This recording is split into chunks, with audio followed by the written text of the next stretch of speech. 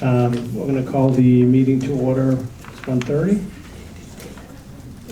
I think that, last month we did recognize the passing of Joy Russ, and I wanted to make sure that we took an opportunity here. We lost Jerry Whittegren.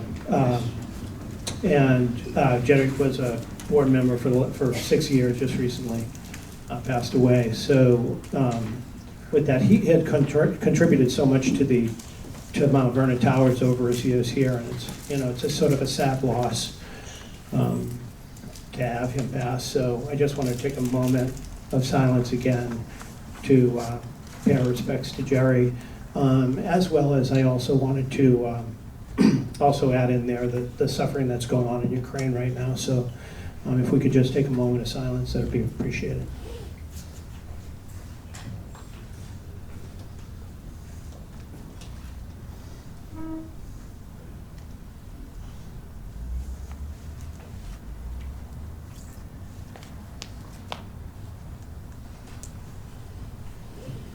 Great.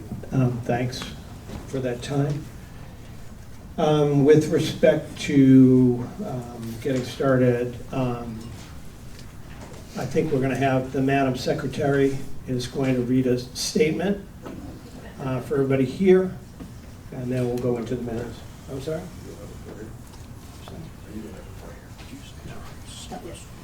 I just did it. Ma'am? Yep, you're on. Thank you. I think Madam Secretary should be a TV series, but I think we already have one, don't we? All right. Good afternoon and welcome to the March board meeting. And as Secretary of the board, I want to review our agenda and the process which we will follow to ensure a successful meeting. This is a meeting of the Mount Vernon Towers Board, and we are pleased to have you as our invited guest. With the world in chaos and uncertainty of what that means for us in the U.S., we feel that Mount Vernon Towers has much to be thankful for, and therefore we will resume saying a short prayer before our meetings. It is not our intention to offend anyone, so you are welcome to step outside or you may sit in silence. The board members and management have heard many times from residents that we work for you. In fact, we focus on and make decisions to benefit Mount Vernon Towers, which in turn benefits you, the owners, collectively, not individually. The last few board meetings have been accusatory, argumentative, and disrespectful. The board members have been elected to the board by the owners of Mount Vernon Towers, and the board deserves to conduct our board meetings in a dignified and businesslike manner. Our meeting today, as well as our future meetings, will have been modified to provide information, share the decisions that have been made, and to be conducted in a more professional manner. This is to provide you with information and is not up for debate or questioning during the board meeting. We are asking you to please hold all opinions, questions, suggestions, and other comments until we open the Q&A session, which is scheduled at the end of the meeting. The board members' intent is to listen to your questions and answer with facts. We will entertain all submitted questions first and then take questions from the floor. If investigation is needed, the board will provide the findings at the next board meeting. We will not condone conversations which express personal attacks on anyone. We welcome any written comments, suggestions, ideas, or solutions. You may submit them in the suggestion box at the front desk or by sending them to readthemalone@mountvernontowers.com. If you have not silenced your phones, we ask that you do that now, and I thank you for your attention. Okay. Reed, did you want to? Would you bow your heads with prayer? Dear Heavenly Father, we thank you for the many blessings that you bestow upon us as members and residents and owners of Mount Vernon Towers. We ask you to bless our endeavors as we attempt to do your will as we carry on our lives here. We ask you to bless those in Ukraine and all around the world that are suffering under dictator leadership. We're so thankful, Lord, that we live here in America where freedom to speak is our gift from you and from democracy. We ask you to bless everyone here and all of our families. In your name we pray. Amen. Okay, with that, we'll get started with the adoption of the minutes from last month's meeting. Everybody read them? Yeah, I'll make a motion to approve the minutes from last meeting. Any second? All those in favor? Great, all right, thanks. Minutes are approved. All right, Rita?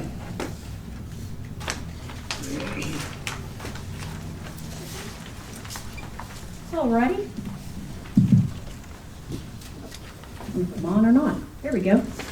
Okay, so February was a good month financially. Nothing out of the ordinary happened. Usually when we reach February, all of our business insurance has been paid, our workman's comp for the year, so we get a little bit of break for a few months until our insurance renews in May. As you can see in the total company financial where it's highlighted total income, our revenue was $491,039, which is $43,217 better than budget. That favorability came from a couple different factors. Our maintenance department billed roughly $11,500 back for water-related issues that was not at the association's expense.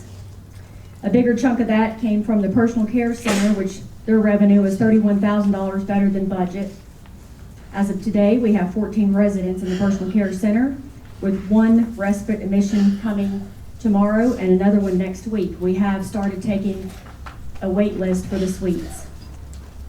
Our total expenses of $396,666 did exceed the budget by $4,412, which was contributed to the dining and kitchen department.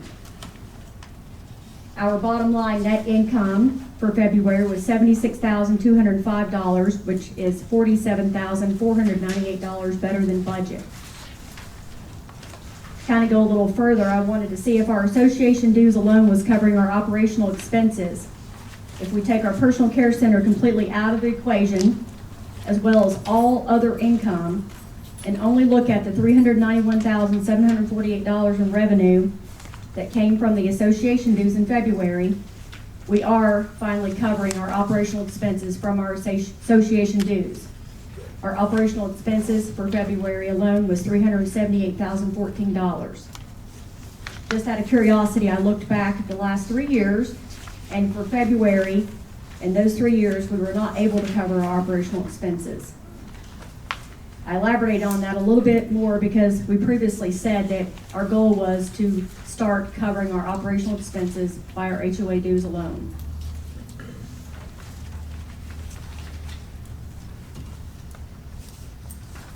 Any questions from you? No, when will you start, when will you start forecasting? Next month? Next month? Yep, after the first quarter. Okay. Our cash change. Our total capital account at the end of February had $1,056,433. Our operating account increased by $241,504, giving a total for the total of the two accounts at $1,325,186. In the capital account, we have $505,000 in CDs, which four are maturing this month and one is being called this month. The total of those 4 CDs is $325,000. LPL will deposit those funds into the money market account until we understand the needs for the for the capital projects that we have coming up. Okay, so just the board for a second. So I just want to make sure that everybody on the board is okay with not rolling over the CDs, right, and just leaving them in money market. because that money is what would be used to secure a line of credit or something against a capital expense. So what we don't want to do is lock it into a vehicle that's 18 months, or I think they've been 5 years, right? Yeah, 3 to 5 years. Right, so we don't want to lock it into a 5-year vehicle. What I think is appropriate is for us to sort of leave it there, let it be until we know what we have for capital expenses and how we will go through the financing of it. You good? Is everybody good? I just want to make sure. Everybody has this in their packet, which is highlighted which accounts are maturing. Is that a motion? No, it's not a motion. It's sort of a decision that I think we should make. I just want to make sure that there's no issue with it. It's a good short-term decision. Yeah. And I think we need to, you know, when we decide what's going on with the chases, then we can decide what happens to that money, whether there's extra or not extra or whatever, and then we make those decisions, yeah. Yeah. Okay. Good. Okay. If you could just send me an email okaying that decision. Yeah.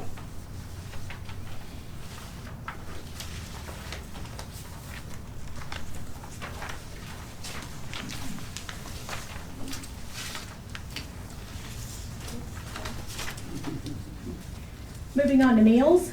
Our February meal count was 5,498 meals. If you break that down by the number of meals per day, February comes to 196 meals. I went back to April of 21 all the way to January of 22. The average meals per day is 200, so we're just a few off as far as our track record.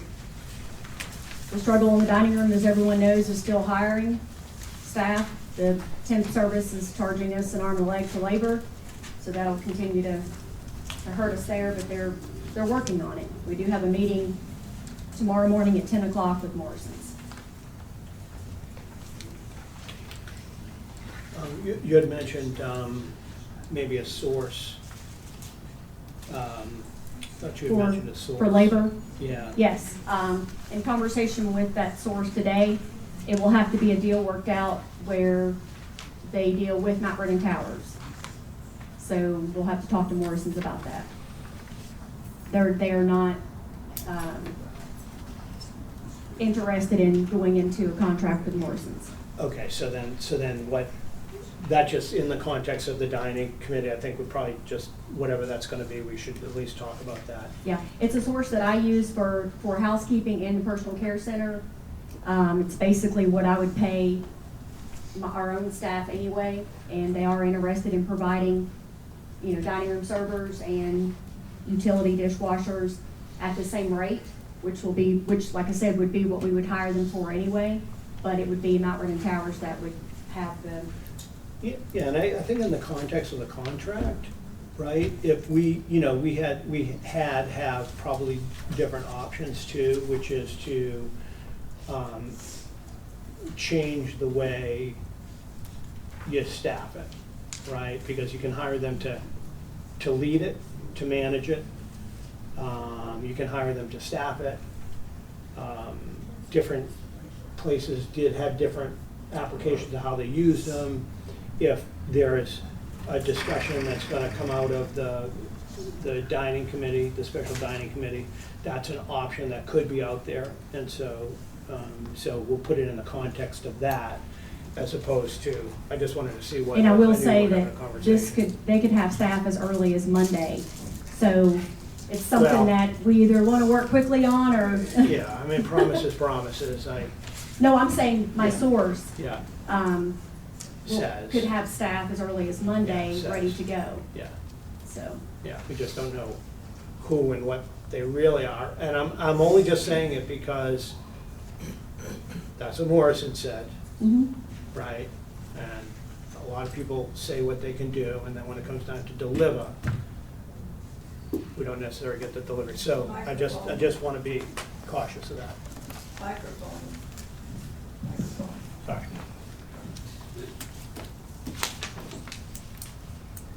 All right. I'm not suggesting we make a decision on it right now. Well, I mean, Oh. with the big key here Yeah, is how does Morrison interpret the contract, mid-contract? yeah, And And that's what tomorrow's discussion should include. Yeah. Right, yeah, I agree. And there's no decision to be made. It was just Right. really about, that comment had came up about a source. Would of you speak into the resources. microphone, please? Yeah, there was a conversation about a source of resources that we want to explore more before we make any decisions. Right. All right, moving on to building projects. Currently what we have going on right now is laundry rooms are still being painted in process of being painted due from the water damage.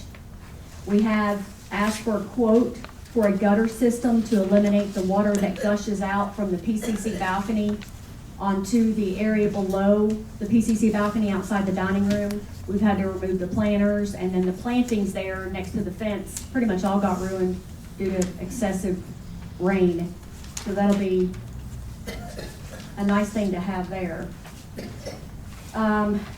2 weeks ago, I believe it was, when we had the power outage, it actually knocked out one of our pumps in the boiler room, so we've been operating on one boiler. The company that does the service on that boiler is awaiting parts to come in for that repair. The boilers supply our hot water. Answer to my question.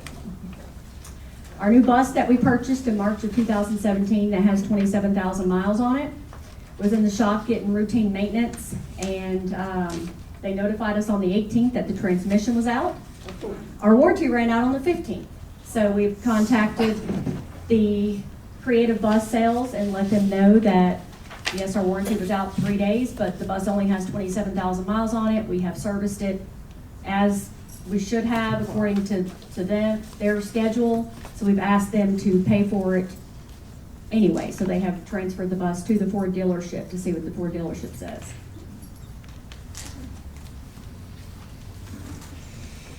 In the meantime, we are using the old bus, which does not have the lift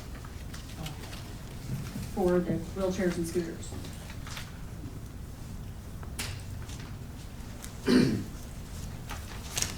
But you said Ford is going to pay for it? Or they're Creative gonna Bus investigate Sales. it? Creative Bus Sales is where we purchased the bus. They have requested that we transfer it to the Ford dealership for them to run their diagnostic testing. Okay, thank you. Moving on to the capital improvement status, because we've got kind of so much going on with the quotes, I made a spreadsheet, put it in your packet. We've asked the current 3 vendors, contractors that we've been working with, we've asked them to quote this project with the chases, sealing the brick, the windows, the sliding doors, in 3 different scopes of work. We're still waiting on a couple quotes for that, and then we had another contractor come in the mix this week that has an interesting product, but it's gonna be a couple weeks before they're able to provide a quote. We've not been able to have any meetings like we planned the last couple weeks because one contractor was on vacation the week before, a different one on last week. However, I will say that we did have a meeting yesterday with Mayor Rusty Paul, and it's not as simple as just deciding to do something. We will have to get the city involved. You want to elaborate, ADOT, on that? Yeah, I mean, I'll make a comment on the meeting. So we met with the mayor yesterday. And it was a really good meeting, actually, but it didn't turn out to be exactly as I think we thought it would be, to just say we wanted to replace Jason, and then we had all the ability to do that just right here in this building. His office looks out and sees our building. The conversation, was interesting, though. We talked about sort of what I think are some important things about Mount Vernon Towers and the city, trying to partner a little bit closer, right? I think we want to do that. He encouraged that. And so we sort of made the commitment to do that. He had indicated that, and we agreed that one of the important things that have to happen is that we have to make sure that we have safe passage from here. He was very much into that, safe passage from here to the city center. We also talked about the building itself and what it looked like. He recommended that what we do is do really 2 things. Get an architect to sort of really take a hard look at the building. and get in touch with the city planner, Kristen Smith, and talk about what it was that we wanted to do, what it was the city was going to need in order to get through the permitting process and sort of the getting to a point where we, know what it is that we have responsibility to do in order to change anything that's visual on such a prominent building in the area. So, so I don't know if you had reached out to her this morning I have. or not, but you were going to do that, and so we'll sort of set up some other meetings. In the meantime, it doesn't mean that we don't take our quotes, we don't understand what it costs, we don't get to our budgeting piece. An interesting comment that he made was we talked about whether or not visually on the outside it had an opportunity to change. He certainly wasn't opposed to that at all. But we talked about, I want to say more what he said was, we asked about funding, grants that were available. And while he said that there were no grants currently available, he did say that something small we wouldn't be interested in, but something larger we would be very interested in. As an example, he said, like you paint the inside, we paint the outside, that isn't very interesting, right? That's sort of a quote for him. But if you want to take an opportunity to get an architect and sort of look at, so the grounds and everything going on, we're going to have a park in your front yard, they would be interested in talking about a larger project and perhaps helping with that. So, so it'll be an ongoing discussion that we have to have. It starts with the city planner, and then we need to ensure that as we get through the quotes that we have, that how they relate to the city itself. So I think we have some board work to do before we take a leap in terms of just approving a contractor coming to the community and saying, we're going to approve this capital spend. It may change. I think we have to think about maybe the issues that we have that we're trying to deal with, and maybe it says that we do some more testing or looking in the meantime so we get a good, better understanding. But I think we just need, that's a fresh meeting. It happened yesterday. And we get a lot from it, so I think it deserves maybe a little bit more talk about it before we take the exact next step that we wanted to take as soon as we could. So I'll leave it at that, unless you guys have any questions. Well, I'll answer later. I mean, it might require sort of a special, group to sort of work through that. So I'll leave it at that for now.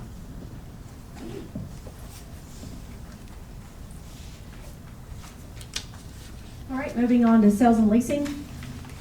We sold 3 units since last board meeting, at least 3 units since last board meeting. We have 3 units that's for sale and showable, 4 units for lease that's showable, 14 units that are not available but vacant.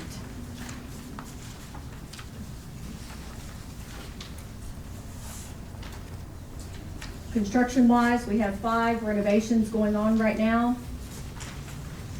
I've asked the maintenance department to kind of police the renovations a little bit better. We've got contractors that have overflowing dumpsters, contractors not putting down the proper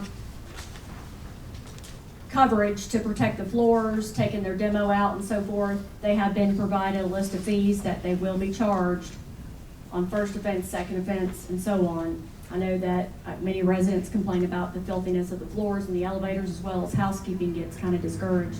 Cleaning it, going back, and contractors have rolled something through.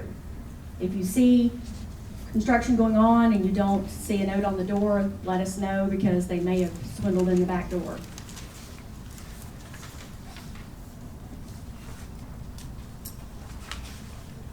No questions on that. We'll ask Scott to comment on the architect board review.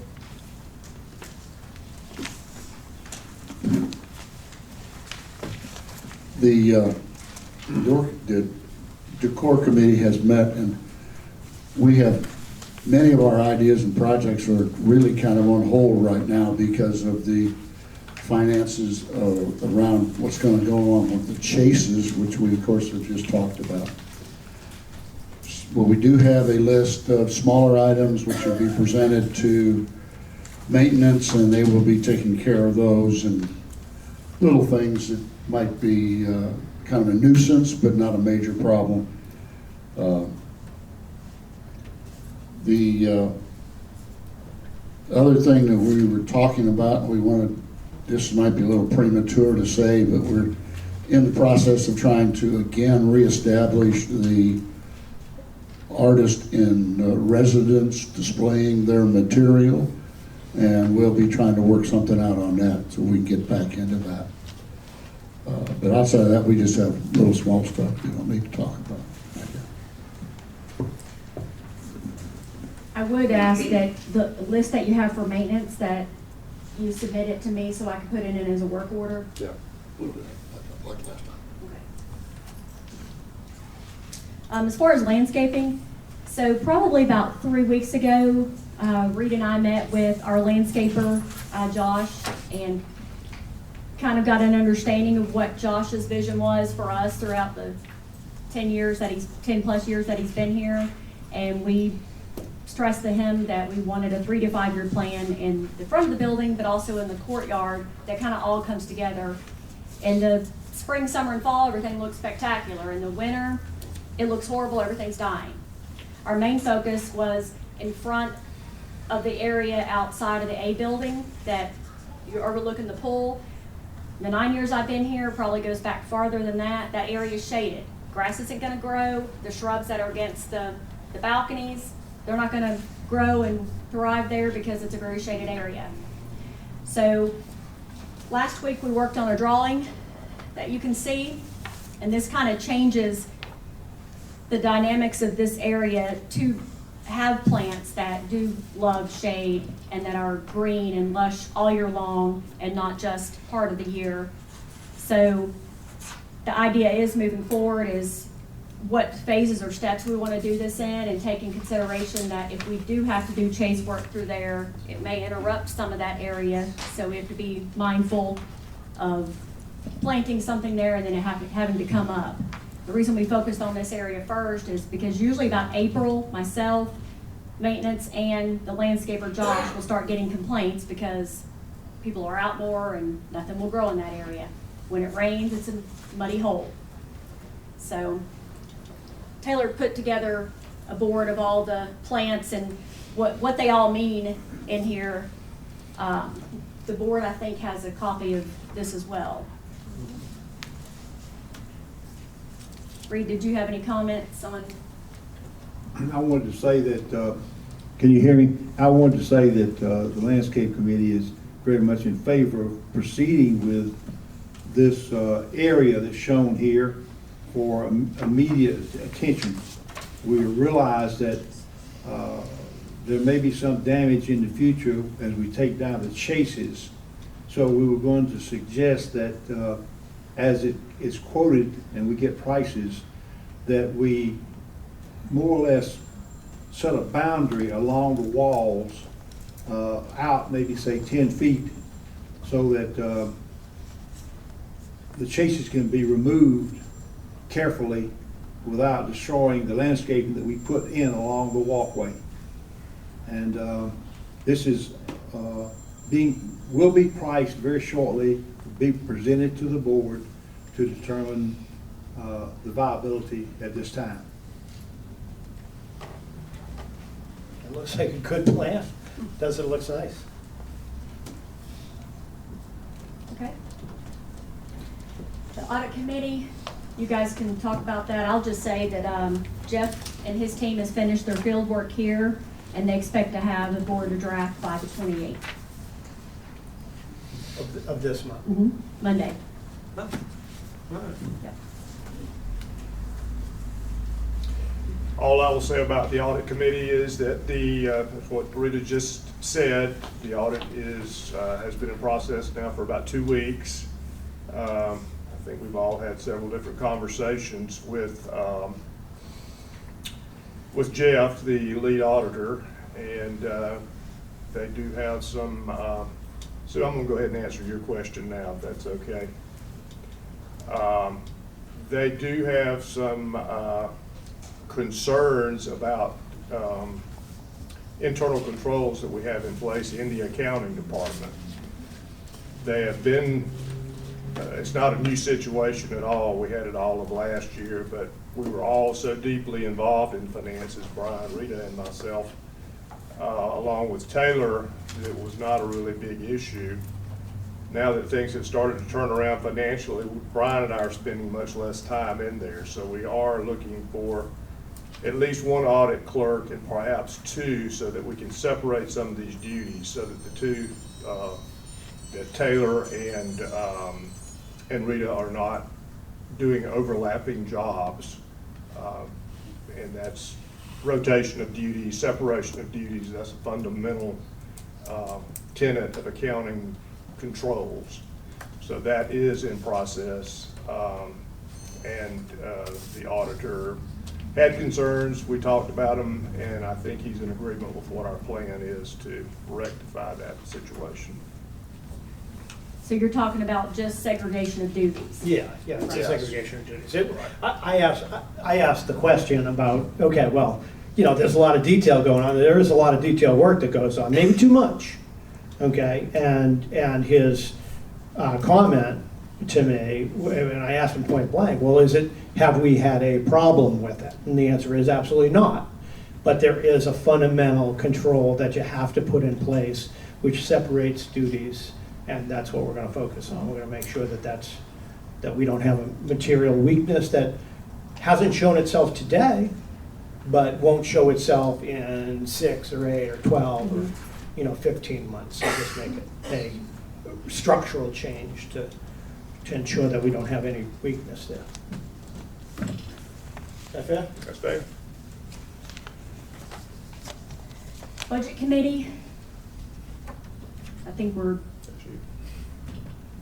Which committee? budget committee, I believe we're waiting. Well, we're basically going to wait until, I think what we need to wait for here is 2 parts of the budget. One will be next year's budget, which will start with the forecasting, right? And then after that, we will talk about the capital plan, the capital budget. And we still need all our quotes in order to be able to do that and sort of make some informed conversations and informed decisions about that. So right now, that's all on a wait. Orson's contract special committee, progress, timelines, and objectives. Okay, we published the objectives back on Tower Talk when we asked for volunteers. That was all put out a month or so ago. The committee has met weekly pretty much for the last 3 weeks. We have another meeting coming up on Monday to discuss the status of the surveys. We have received back 166 surveys, which are being compiled to be able to present in a understandable fashion to where you can all see where the money is, where the number of meals are, and get a good understanding of where we are with the Morrison's service. And we plan to do this quickly. We don't want this to drag out like 2 months like Morrison's took to compile their survey. We'll be doing this, like I said, Monday we'll be meeting, and we'll be coming up with a more detailed plan for presentation at that time, because we should have, and we haven't got there yet, we're still working on it. We should have all of the data compiled and be able to formulate it into a presentation. So you'll be hearing more about that from us in the next couple of weeks. What about sort of the outcome or the recommendation? When does that? That'll all come out at the same time. Oh, well, so it'll Yeah, be a the review of the once- data with a recommendation? With a recommendation. Okay. Right, that'll come out with, the recommendation will come out with the presentation. Okay.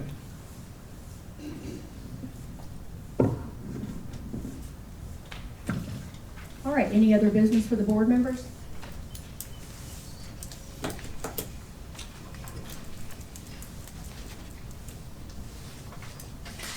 I'm looking, no, I don't have any other business. No.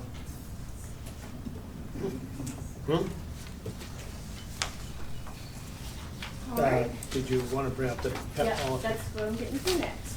I would like the board to look at this pet policy. I had some questions recently regarding the pet policy, reached out to Randy, and this is what Randy sent me that was approved, some years ago, I have no idea. Yeah, the areas to kind of look at is the common area pet rules. It says pets are allowed in common areas except the service center building and swimming pool areas. First of all, that needs to be readopted to explain what the service center is, what it includes, which really is when you enter the front door, you make a left, you come to the front desk, the lobby, the hall, the dining room, the back lobby, the mail room, the magnolia room, the sun porch hall, the azalea room, the beauty salon, and the sun porch. It needs to say exactly every area of that. When someone does come in the front door with their pet, they need to be allowed to make a right to go to the elevator or to the first floor. So that's why I say if we make it bold there that they can come in, the service center includes coming in the door, making a left, in all the areas that it covers all the way back to the sun porch. The next thing is it says every pet in the common areas shall be in pet crate or on a leash no longer than 3 feet except in the toileting and exercise area. We need to add that not only does it need to be on a leash, but the owner needs to have the leash in their hand. It was said to a couple board members this week that it does not say the owner has to hold the leash, so we need to spell it out. The owner must have the leash in their hand. The part about not having a leash in the toileting and exercise area, which is referring to the dog park, that's up to the board to change. Talking to Randy, he said we can hang signs, enter at your own risk.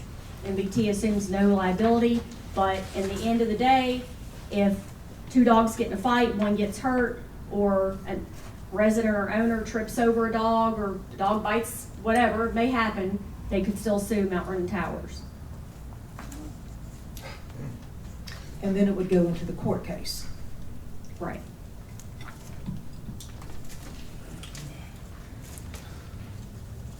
And by the way, we have 16 I don't know, dogs along the way. I'm just gonna say, and I know my wife knows this, I watch Judge Judy a lot. Okay? And there's a lot of dog issues on Judge Judy. Yes.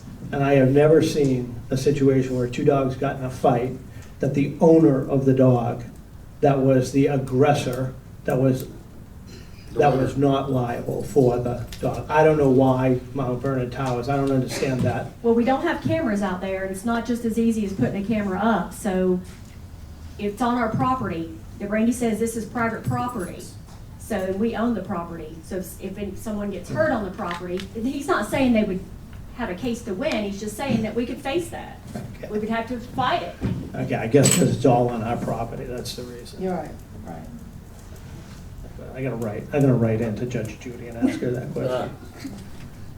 So is there a decision that we're being asked? It Yeah, the sounds first like- decision I'm asking you to make is on number 1, to explain what the service center is and list every single area in the service center. That's the first decision I'm asking you to make.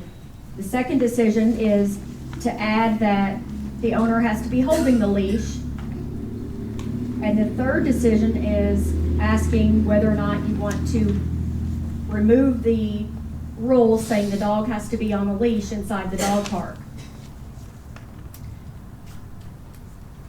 I have one where the owner has to hold on to the leash.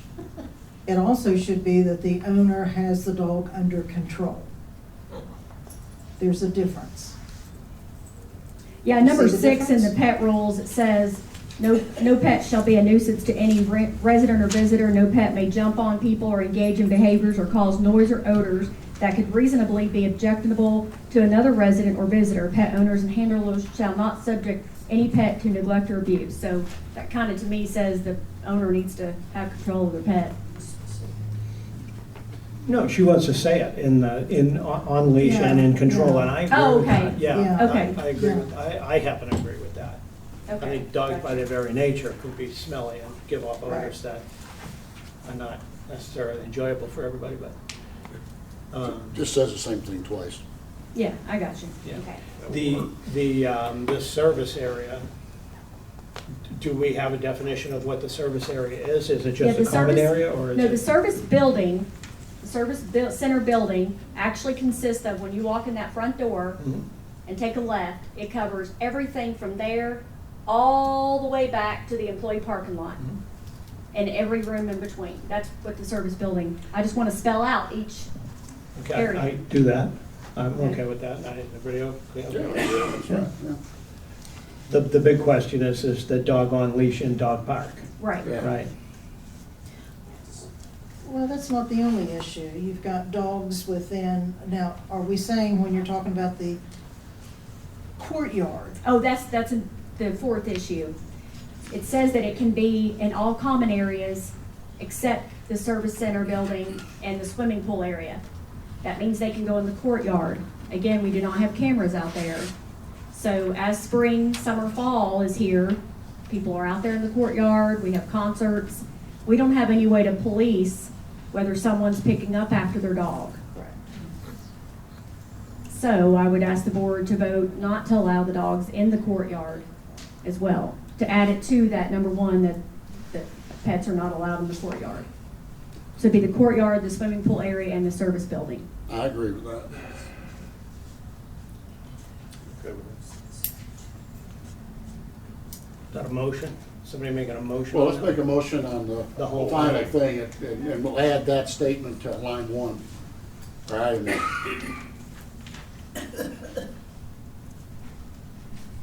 We already have an issue of some residents that use the dog park say other residents don't pick up after themselves, but we can't have somebody down there watching. In the courtyard, it's gonna be much more of an issue when somebody walks through or they're sitting there for a concert and steps on. Okay, so we got dogs Species. in the courtyard. We're gonna define what we need to define. We're gonna add control. We're going to, motion to disallow courtyard. And anybody got a comment on the leash in the dog park? When you're saying in the courtyard, that includes walking them in the courtyard, even if they're on a leash?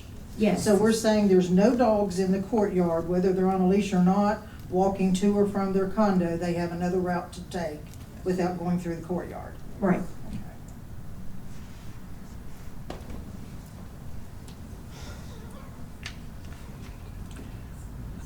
I'm gonna abstain from the vote, is what's gonna happen. I don't have a dog, but I would like to ask the dog owners what they think about the leash in the dog park.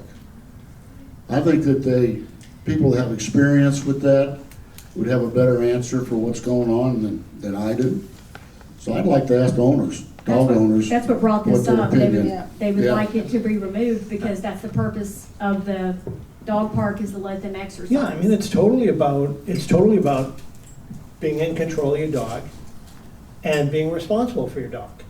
I mean, that's all it is. And I would think it's just a plain old common courtesy that people would do that.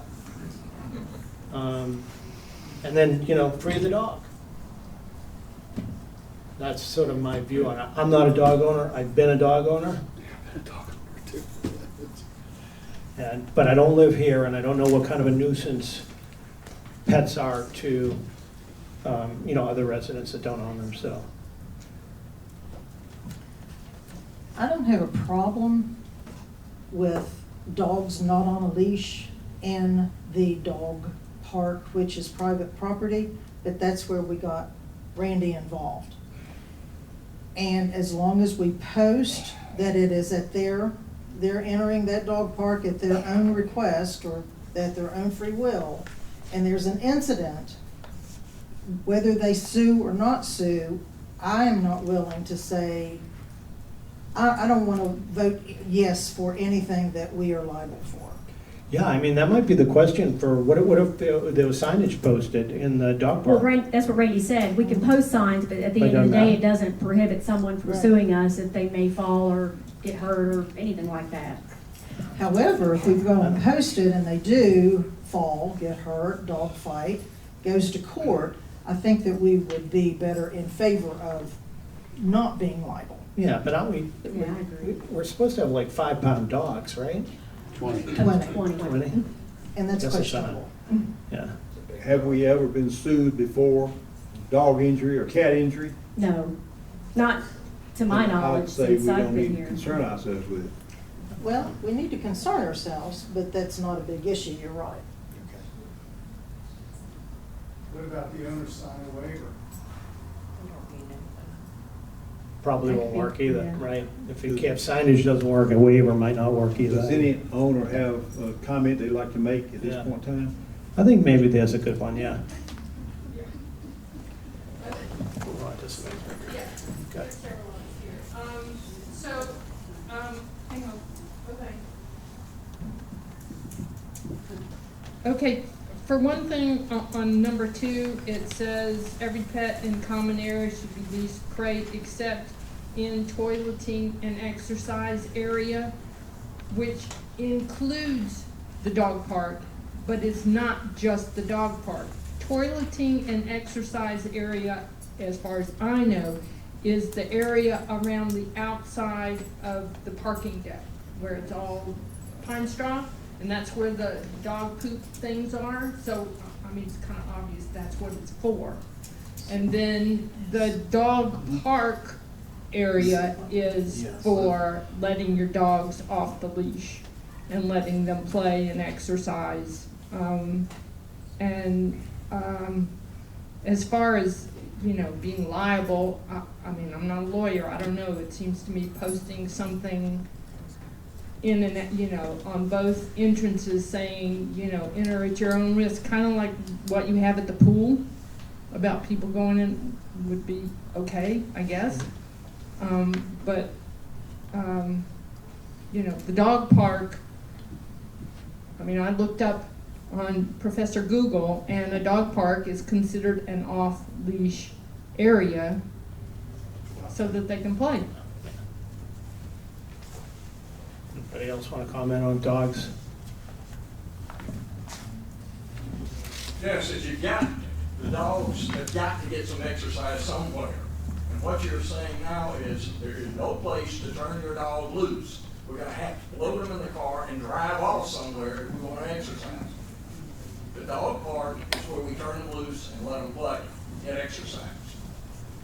Right. And I do want to say that this rule was passed way before any of our time, so we're looking at it because it was just discovered a week ago. I mean, any other comments on the dogs?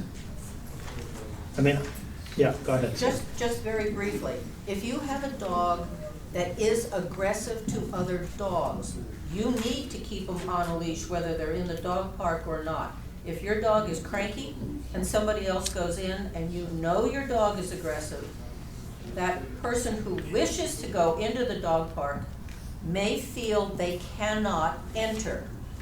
That's the only comment I have on that one.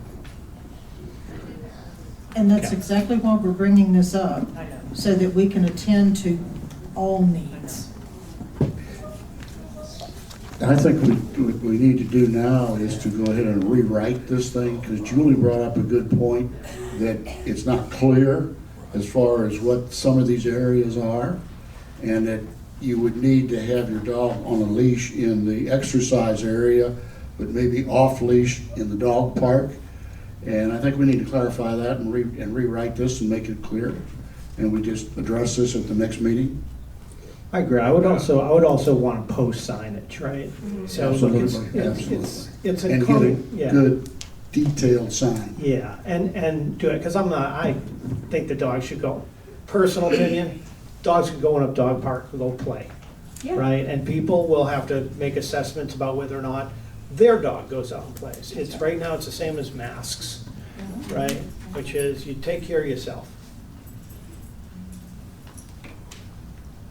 so. Okay, so Can we'll, I, All right, so we're gonna We'll move to that, rewrite we're it gonna move and that to the submit it. next meeting, yeah. there's something that's not in this, but is currently in the new resident manual, and that is supposedly guest dogs are not allowed here. And that is not at all enforced. And I don't know if you want to take the rule away, but I would think that that these rules need to be presented to guest dog owners, because it seems to me they're the people that are not cleaning up after their pets, because we can all tell when we see whatever that our dogs did not do that. And, there's just, waste more than our dogs, not our dogs. So, and it happens a lot.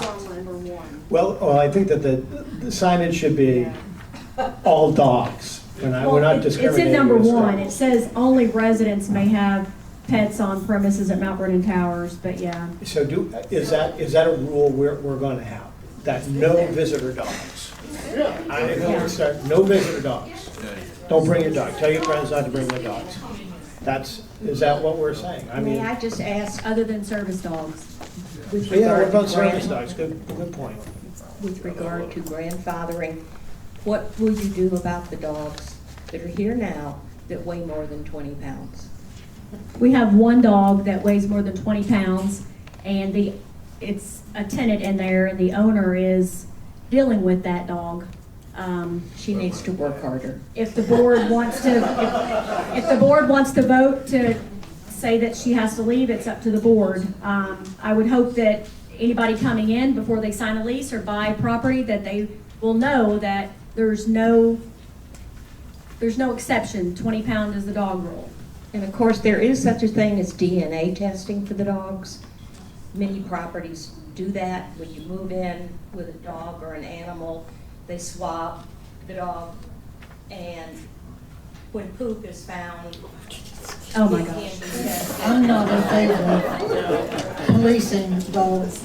Right, we would have to hire somebody just for that. So if you guys, I mean, that could be done.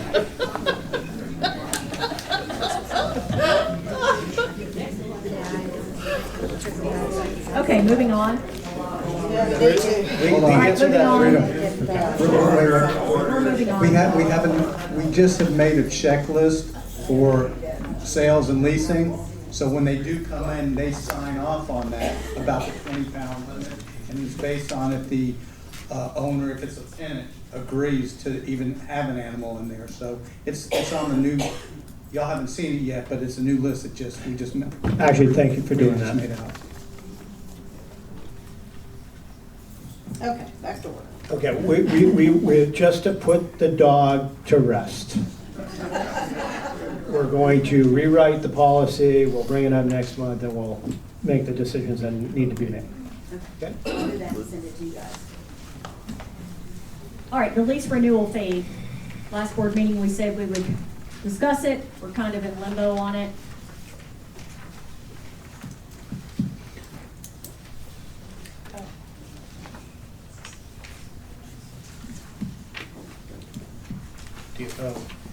I mean, I'll be perfectly honest, we didn't spend a lot of time on it. Okay, we spent a little bit of time on it earlier today. I think there's some disagreement. We had a situation last year where we made a decision about leasing fees.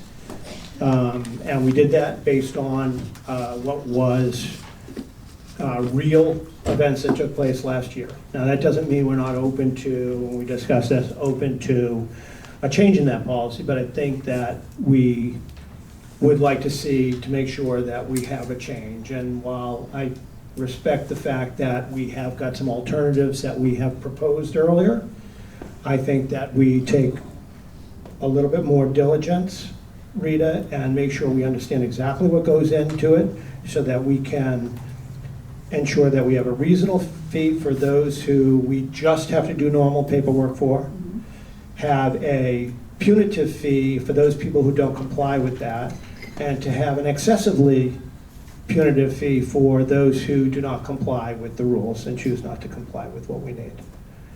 And I think that that's a fair way of looking at it, but I would like to see a little bit more diligence in terms of what is taking place. Okay. Would it be appropriate to forbear any fees for the next 30 days until we finalize that? I don't think so. No? I don't agree with that, no. Okay. You can make a motion, and we can discuss it. I'll let everybody else talk. I would not know. When are they're due, how many days after the lease is extended? Say again? When is the fee due? When is the fee Oh, well, due? what we did in January is on February 1st, anyone who renewed a lease in January got billed that fee. We have not billed any fees since then. It's, Because what was passed is when you renew a lease, that's when the fee is due. There was an initiation fee as well. Right, that's The first been- lease, right? First lease, but we're talking about the renewal fee, right? Not the first time lease fee. We're talking about the renewal fee. And in the renewal fee, I'm not sure I was clear on the answer there. He's asking when it's billed, or when Yes. it's due. It's due whenever you renew a lease based off of. Right, but do we bill it? We bill it every Right, we month, bill it. right? So it's actually due upon the invoice. Right, Subsequent to the leasing, right. to the renewal. That's when it's due.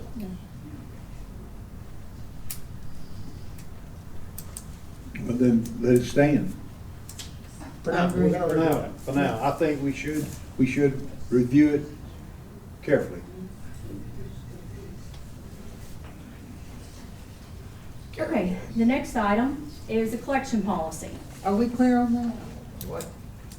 Are we We're gonna clear revisit, that- we're asking Rita to go ahead and do just a little bit more diligence on what it's been taking this year. Now that we're beyond what happened last year, which was a travesty, okay? This year, we've got a new, sort of, people are aware that that happened. We're maybe getting better compliance with it now. We now have real estate who's responsible for a good portion of that. So I'm certainly fine with what we talked about, which is sort of making sure we understand what the current Right. environment is. My question is, as we are reviewing it, the charge still applies, so it needs to be collected. And then at the time that we make the decision, we either refund or not refund. It'll be a new decision, yes. Okay? But I just wanted to be clear. No, it won't be because- retroactive. It No, won't be a my- retroactive my- decision. My statement is that if we have not been charging in February, the February leases, renewed leases, need to pay the Yeah. $250. We are charged.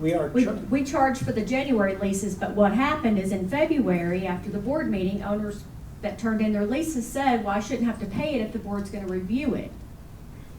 Okay, I don't recall that, but, No, in February, we said we would review it, so. yes, I after- agree with Yeah, that. after that, the owner said, well, why should I have to pay it if they're gonna review it? And if they suspend that fee, then why should I have to pay it when everybody else through the year doesn't have to pay it?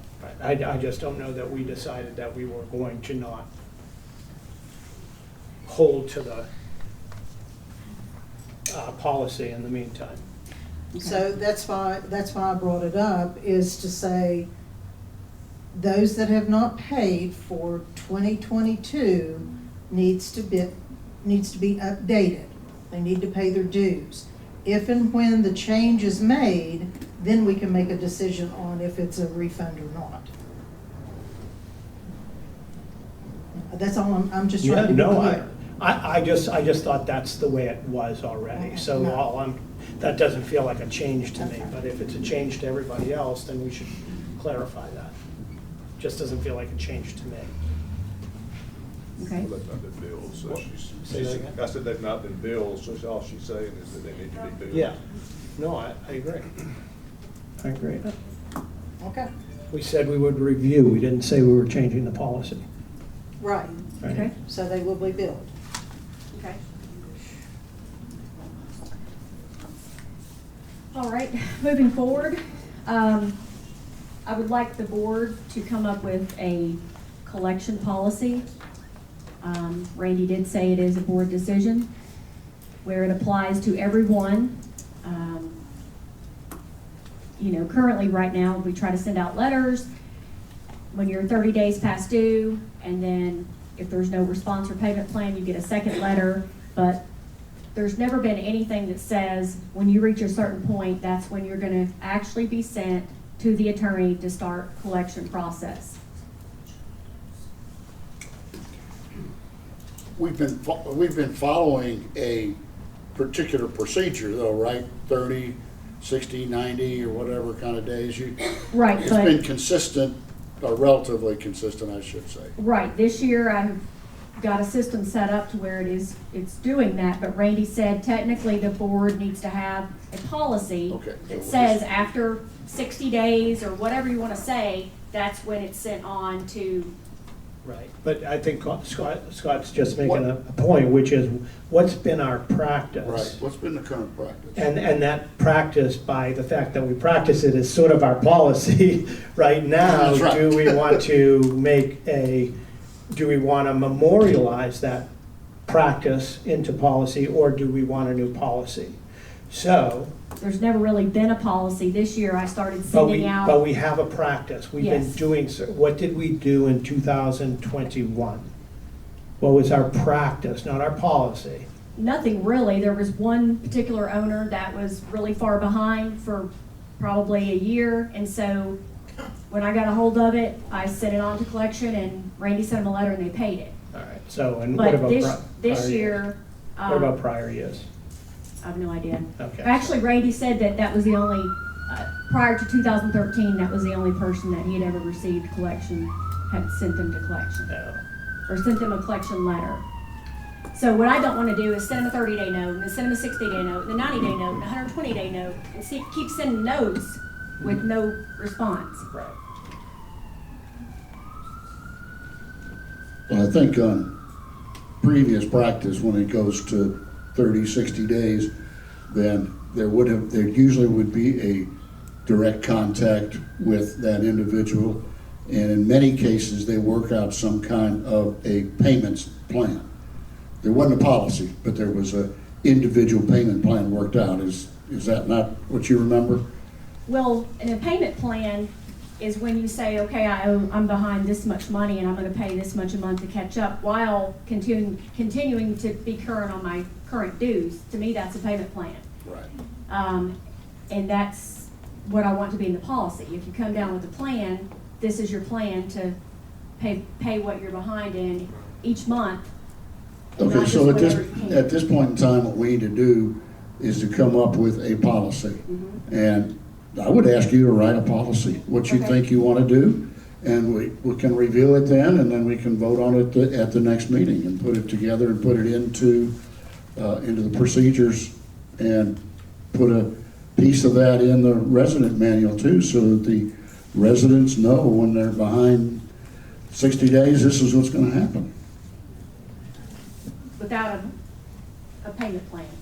Well, Yeah, I think payment plans are Yeah. good things, right? They can help to bridge the problem, and so we should try to honor those to the degree that we can. So we don't want to put anybody out, Right. but we do have an obligation to the rest of the homeowners association.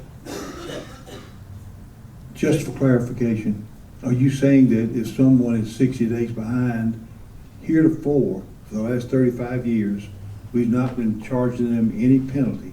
Well, the late fee is $10 a month, but that doesn't really. $10 a month, Yeah. okay. All right, and have we been collecting that? Yes, we charge $10 a Then I month, think but you're right. obviously if you're behind, We you're do not need a paying it. policy. It should be a policy that, at 30 days is one fee, at 60 days it's an extensively higher fee, and 90 days it goes to an attorney. And I mean, this is not a Notwithstanding benevolent society. a plan, right? Because Notwithstanding a plan. Notwithstanding a plan, right. Another part of that, Randy asked about as well, is if someone is behind and they don't have a payment plan, are we allowing them to attend outings that are paid for, parties that are extra prices, knowing it's going on their bill and they're already behind, so it's putting them further behind, so. Put in a work order. I would say that goes into the policy. Yeah. Yeah. Write a policy how you think it should work, and then we'll definitely review it, and we'll add, what we think needs to sort of bring in place. Okay. Yeah, my goal is just to have it standardized, not to Yeah. disrupt anyone. You but- should, Yeah. it should be. Should be enough years ago. All right. Submitted questions. Okay. Is that it? Yep, we're on to questions.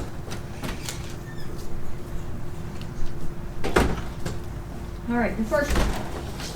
I'm still concerned about the lack of committees. As an owner or longtime resident, we have strong interest in the building. Looking at the old committee list, there were 9 committees reporting to 5 board members. That means each board member now replaces 2 committees, doing all the work and no direct input or suggestion as I see. I'm not sure that they all realized the increased time put on them. It also makes them totally responsible. Looking at the list, that would mean Brian is responsible for all communications as well as marketing. Scott would make all decorating decisions, etc. Apparently, some have decided to have their own subcommittee. Due to the shortage of administrative people, the committees should do organized help such as helping with activities, communication, who is doing TV readings, putting out notices, etc., and so on. Again, we want to feel like a part of the organization, not just a customer.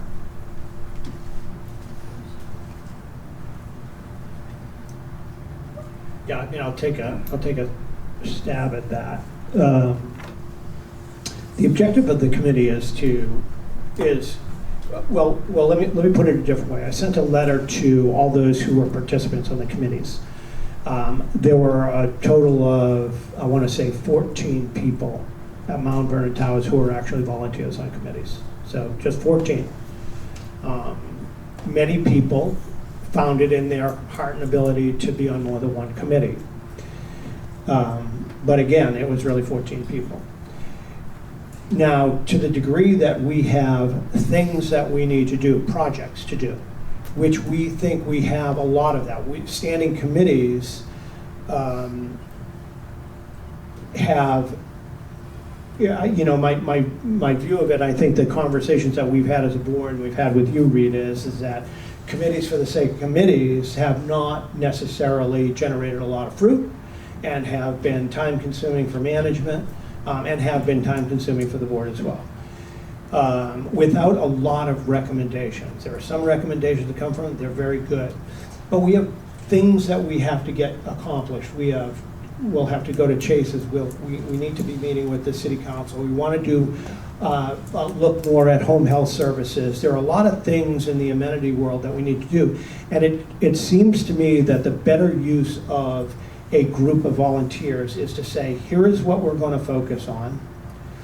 Let us say what we want to do. Almost, it's very similar to the special dining committee in a way, where we're going to focus on what we want to do. We're going to assemble the right group of people, of volunteers that want to be participants in that, and then go ahead, assemble the group, get the objectives out, meet on the schedule that we need to meet in order to make recommendations to the board to decide on. I think that that's an appropriate way to engage the community and to get things done and get them moved on from.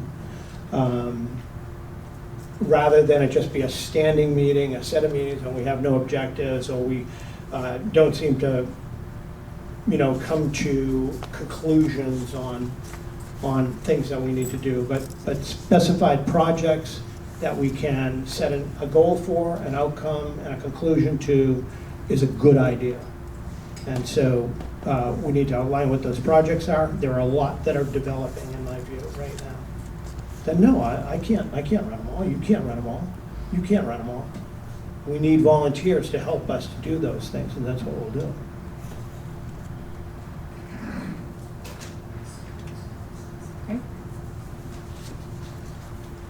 Is it accurate that dogs on a leash are not allowed on the upper deck? To me, the rule is not appropriate. Residents that have a dog and do not have access to covered parking will be parking on the upper deck.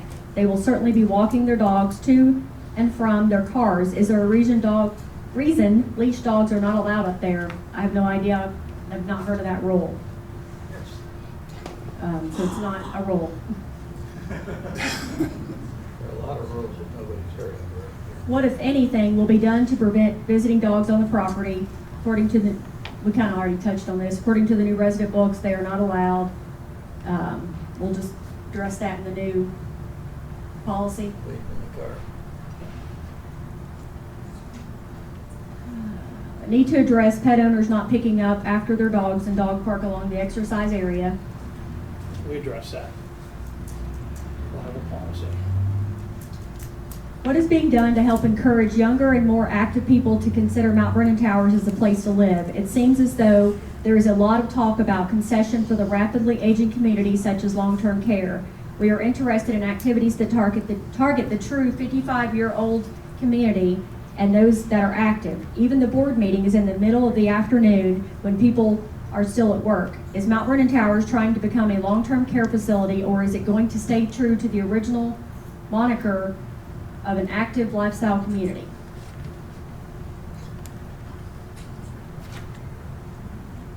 Do you want to say that? Yeah, I'll say something. Let me think about it. Well, number one, the meetings our meetings are for us, the board, so we pick a date that is most convenient for us. Again, we invite you. If you can come, you can come. If you can't, you can't. You have the opportunity of viewing it when it's released by video and also by the minutes. I do agree that we should have activities for those folks that are more agile than older folks. So that's just saying that we need variety.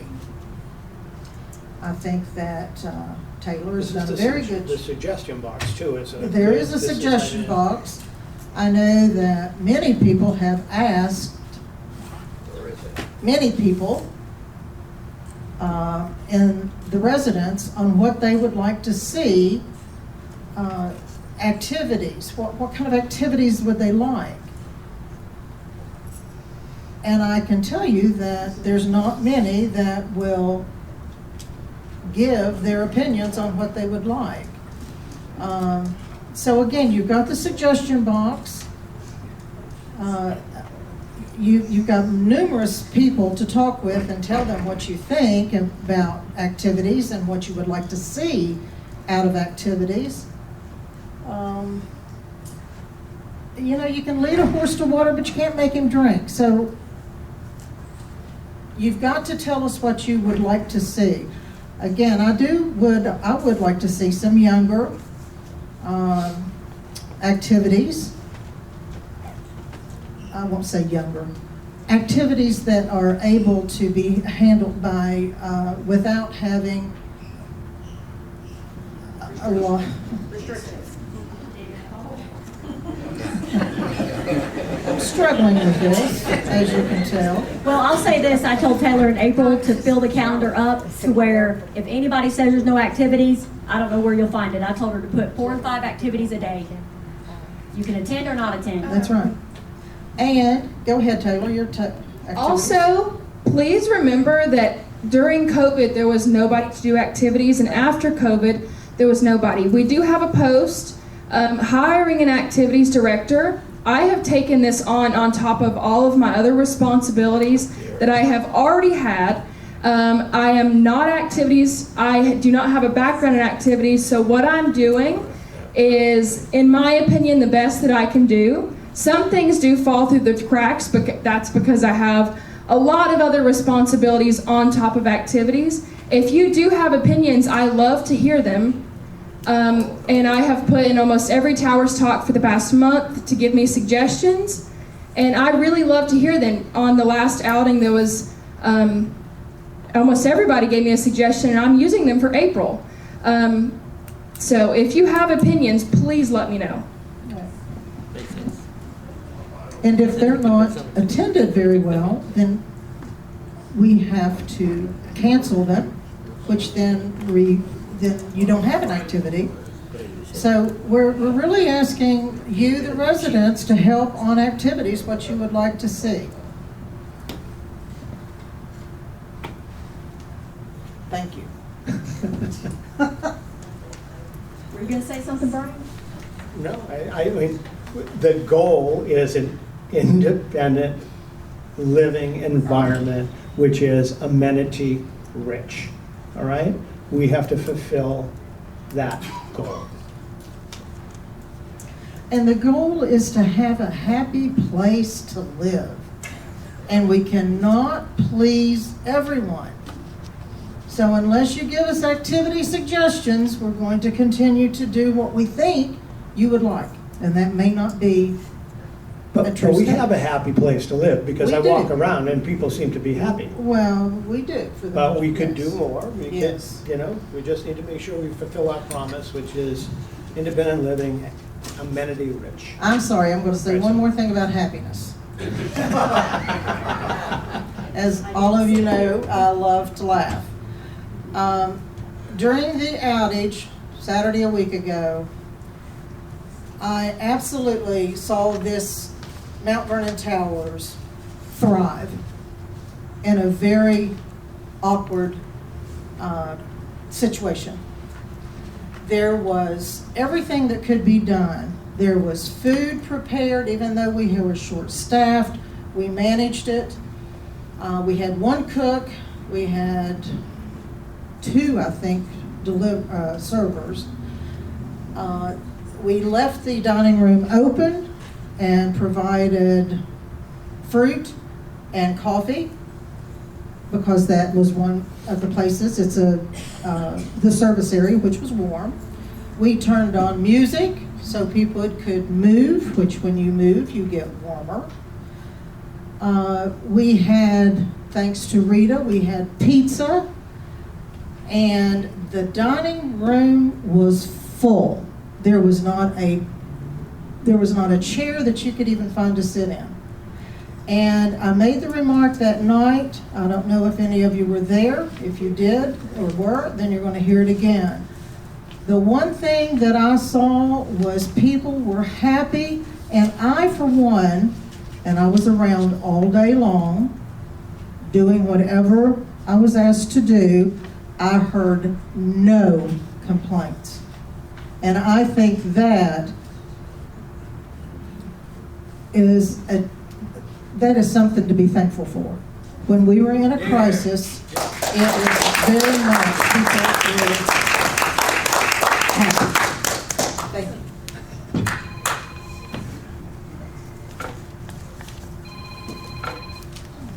Next question. Administration had 3 positions: Executive Director Chris Peterson, Assistant Director Rita Malone, Dining Director Steve Hamilton. They handled taxes, food service, insurance, employee issues, payroll, compensation, burden, human resources, PCC, etc.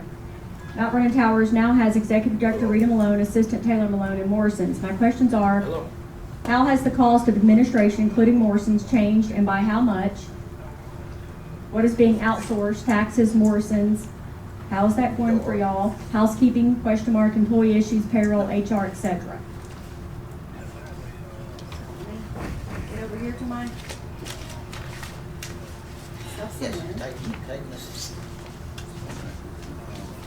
Okay, so the first question, how has the administration, how has the cost of administration, including Morrison's, changed and by how much?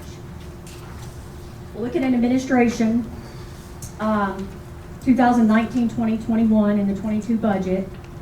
2019, we can look at that because Steve was here and it was pre-COVID.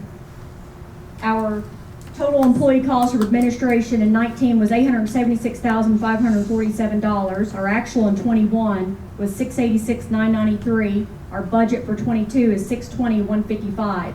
But the variance between 19 and 22 is $256,392 to the better.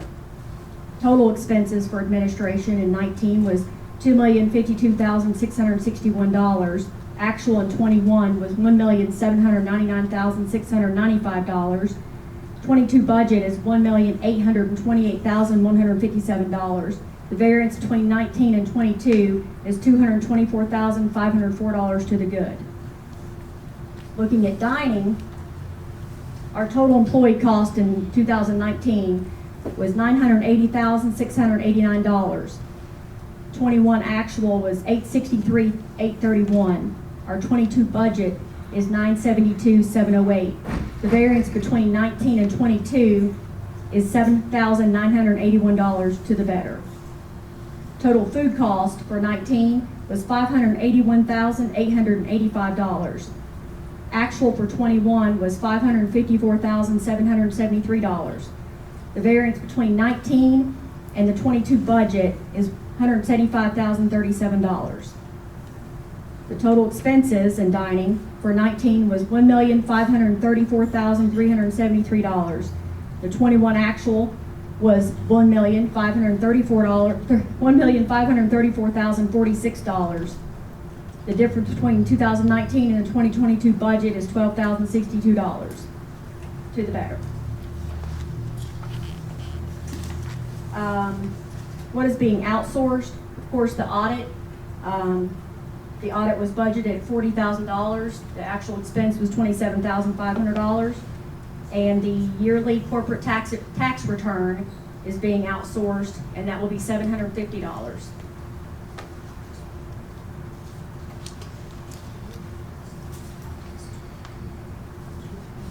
Okay, any more questions? Yeah? That was informative, actually.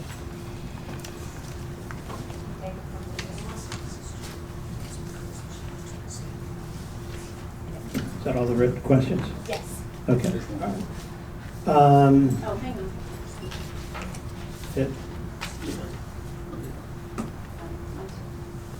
Over here. Oh, owners need to know what's happening in areas where the current administration is not qualified. We need to know what responsibilities the board is taking that had been management responsibilities, and perhaps how long it will take for the board to tire of the novelty of power. that's a violation of what you said Yeah. earlier, right there. Yes.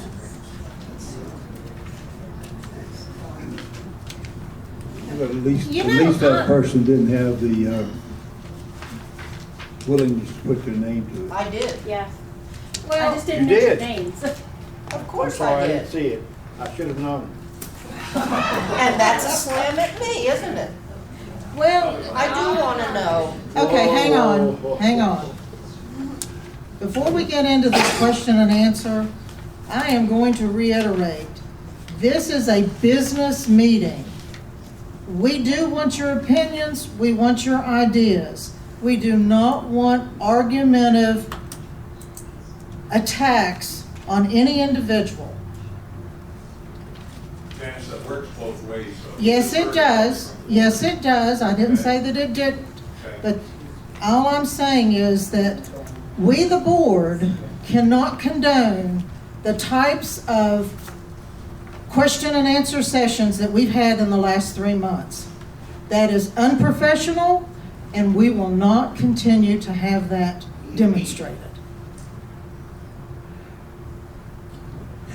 Thank you. Having said that, I will go to, I don't, what was the question? I don't, was there a question?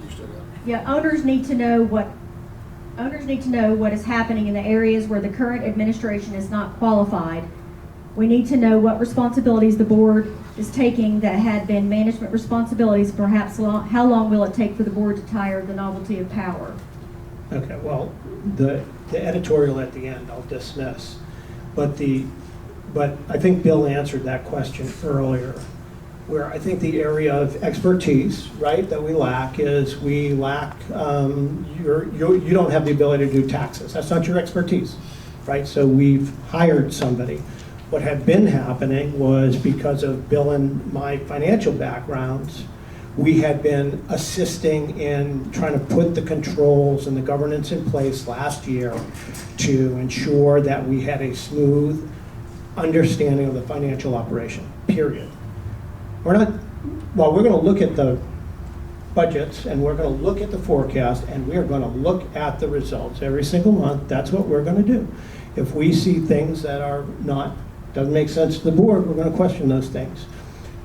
What Bill also said, which you've agreed to, which came from the auditors, was to deal with the separation of power, right? That was more of an issue than the lack of expertise in terms of accounting and bookkeeping. That is not an area of lack of expertise. So, so you're going to do that. We've got positions open for that. You had just said that you are not an activities director. Well, we've got a job opening for an activities director. If there's a qualified person out there, please send your resume. So we're going to do that. We also are looking for, have been looking for, somebody to help Rita, basically, as an assistant. Now, maybe that'll all, come to develop. It hasn't, because we've had lots of struggles with the employment, with the workforce. I think that has to come to an end soon. I'm getting tired of saying it, hearing it.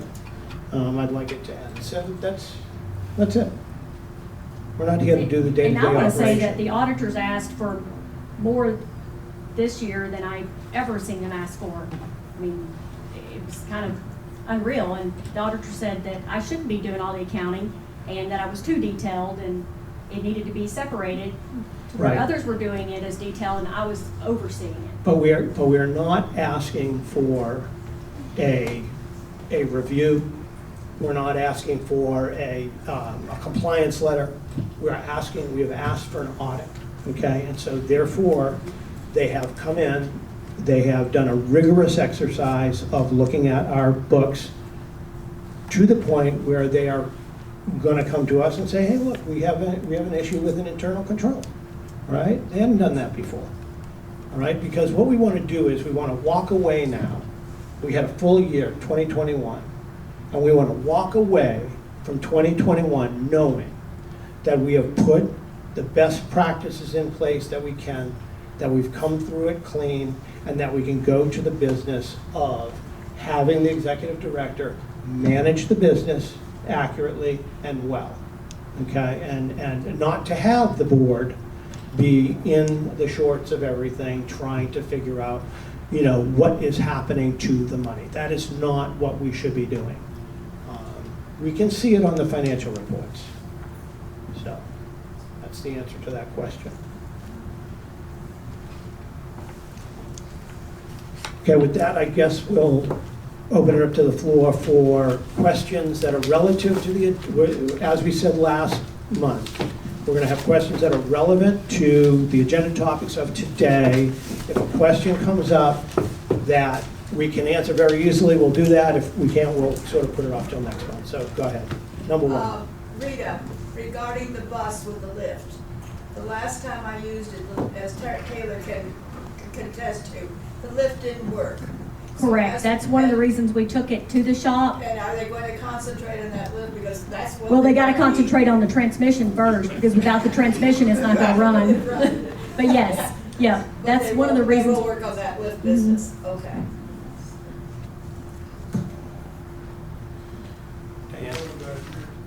Diane? Okay.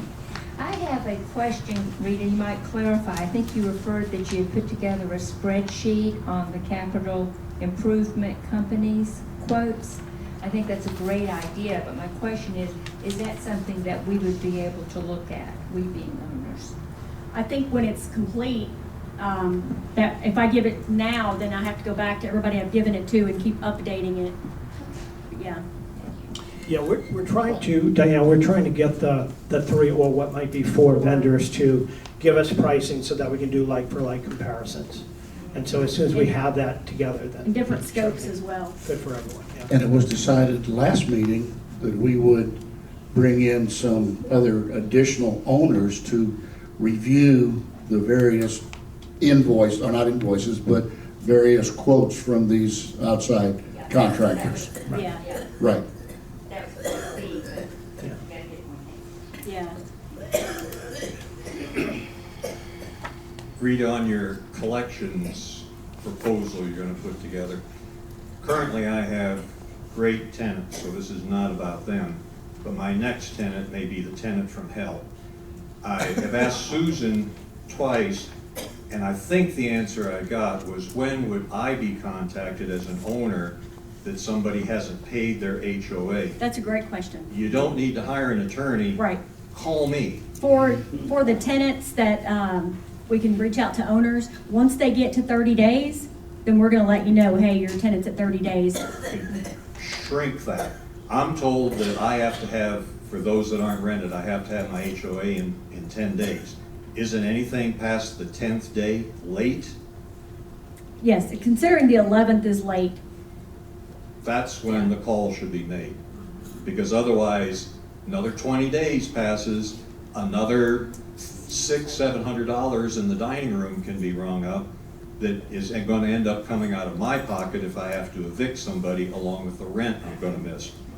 That's a good point. I mean, you got 120 condos owned by people that don't live here. So you got 120 very interested people, attorneys not, but we can put the heat on. So please include that in there. The other question I have is, last time we talked about extending the voting, I guess I'll call it, on the transfer fee when a condo is sold and potentially subjected to the 3 times HOA. If I remember the numbers, only 100 condos voted for it, but there was discussion about going out to the other 199 and trying to get them to vote for it. What is the status of that? I'll take that. So, it's a good question, Dan. So, I started to do that, and I started to talk to some people. So I interviewed some of the folks, and I'm getting the sense that perhaps the fee is too much. It's not that people are opposed to the fee, but maybe it was too much. So I think what I wanted to do here, Dan, was sort of come back and share my feedback with the board on what my findings are and determine whether or not we should go back with a different proposal for it. So there's been no progress in terms of really soliciting more consent agreements. Just very quickly, if a person is in arrears and is under the collection policy, would you be willing to stop their dining privileges at that point? That's kind of what the board's gonna have to vote on. Randy says that the board does have a right to stop the dining privileges, as well as, extra outings and so forth.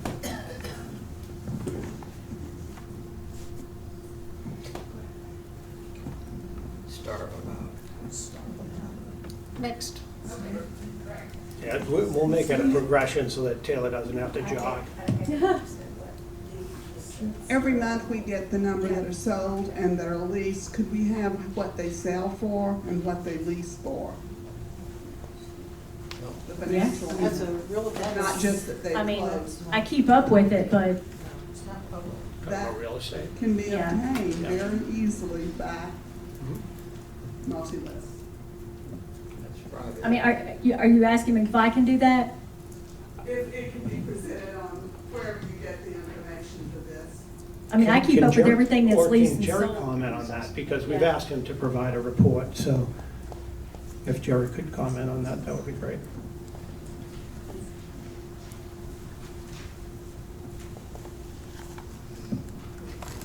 We'll get there, Brittany.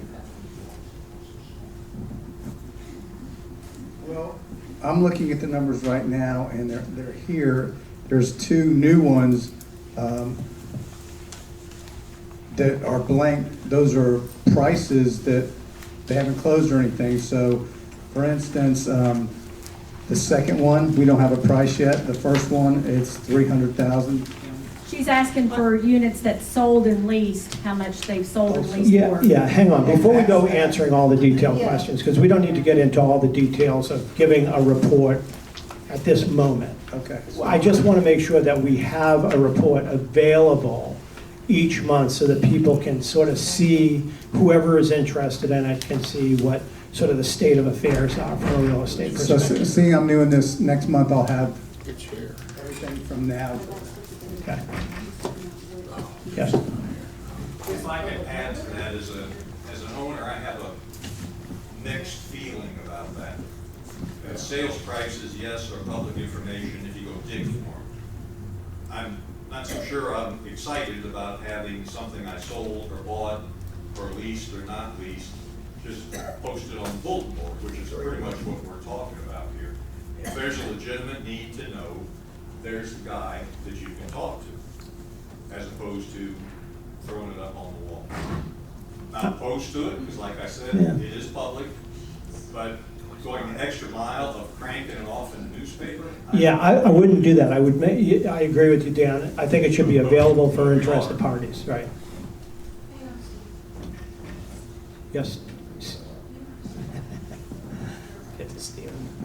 All right, I more or less have a comment, but it does affect everyone.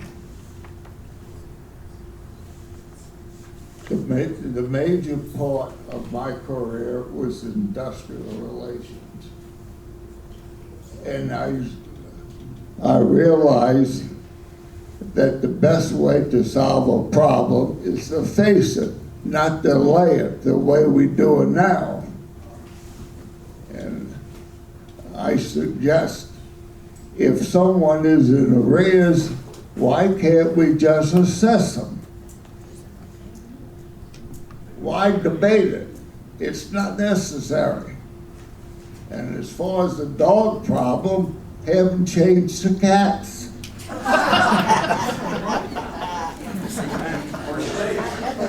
Change the cat.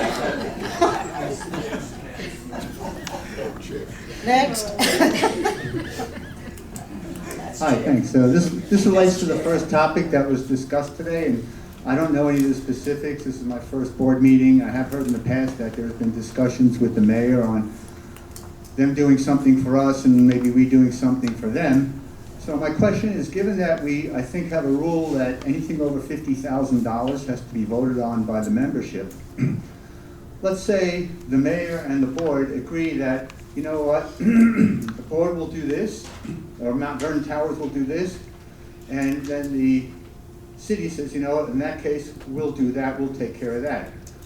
So let's use the parking lot in the front yard as an example. So let's say we agreed to paint the west side of the facade so we look like a modern building, right?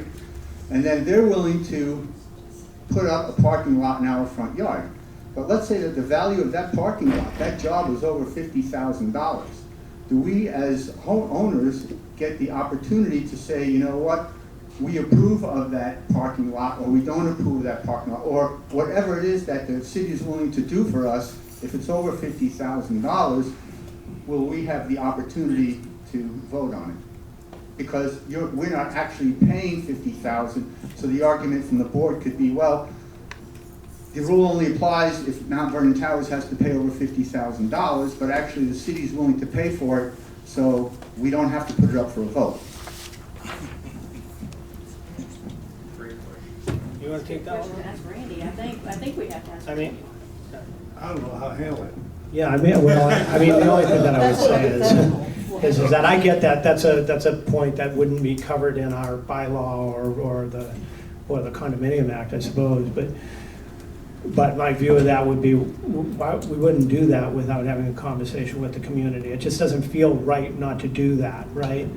Whether or not we're obliged to do that or not, I'd have to be a legal opinion, I guess I'd have to get to, but if, there's a difference between them saying, no, we're putting a parking lot for the city center in your front yard and we're taking new land by eminent domain, all we can do is fight it.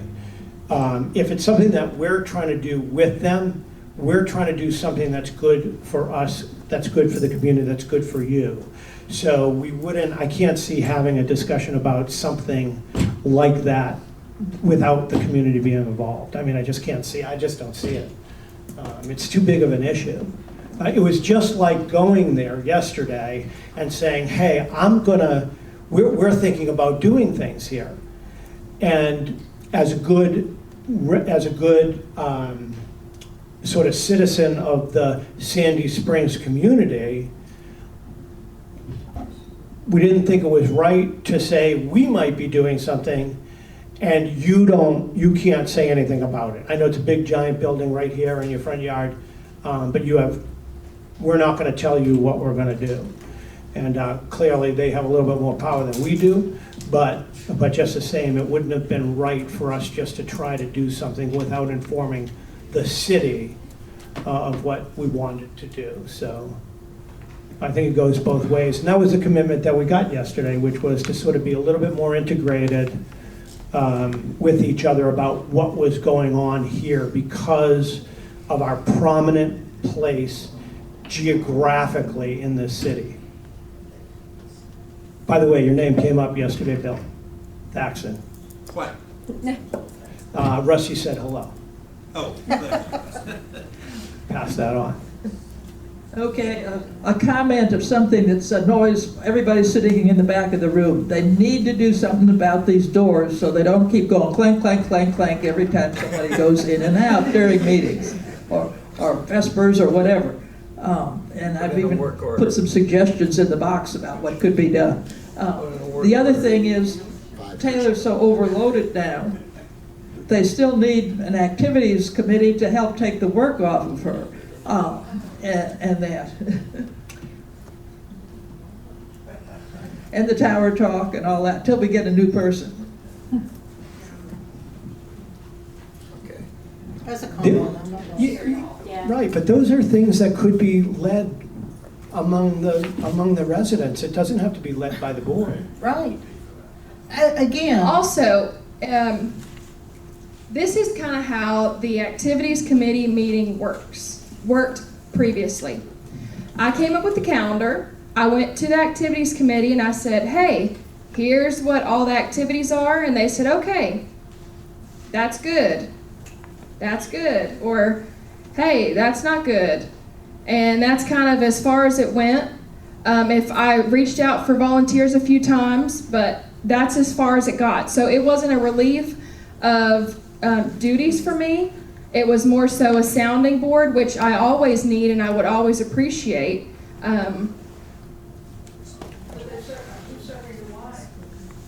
Marie serves the wine.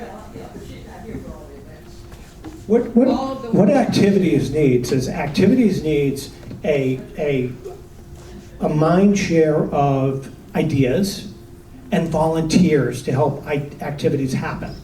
That's what activities needs. It doesn't need, you know, unless there's a big expensive thing that you want to do, to come to the board to have us approve funding for something, that's a different issue. But activities really needs volunteers and ideas. And that should, you know, to me, that feels like that can happen every single day.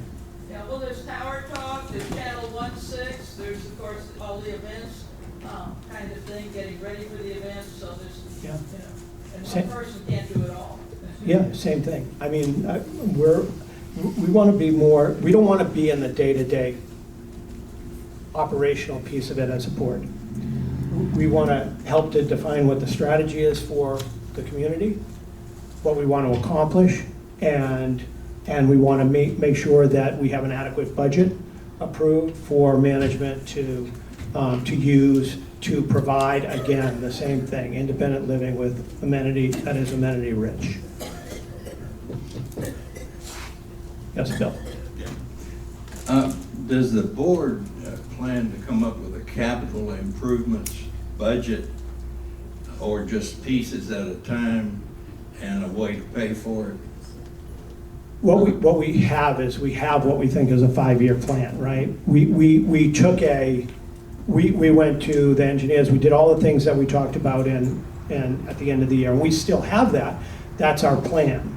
What we're trying to do is assess the costs around that, the real cost, not the sort of the budgetary cost, because we're finding that when you get really into it, it's very different than, you know, what the engineer sort of estimated, right? So now we're real, and we expect to, as soon as we can get some of these big numbers behind us, the big ones, then we can actually come up with a capital improvement budget that we can have a special meeting to go over with everybody. that would be the plan. And a way to pay for it. And a way to pay for it, yeah.